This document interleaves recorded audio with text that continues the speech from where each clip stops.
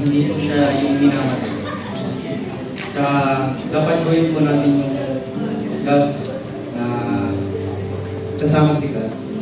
So, gawin natin yung love with faith and simulan natin hanapin yung love kay God.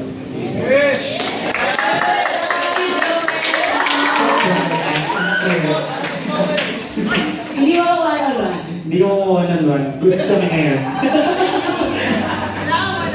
Okay, wala kang schedule na one-on-one. Save. Sige, as we continue to...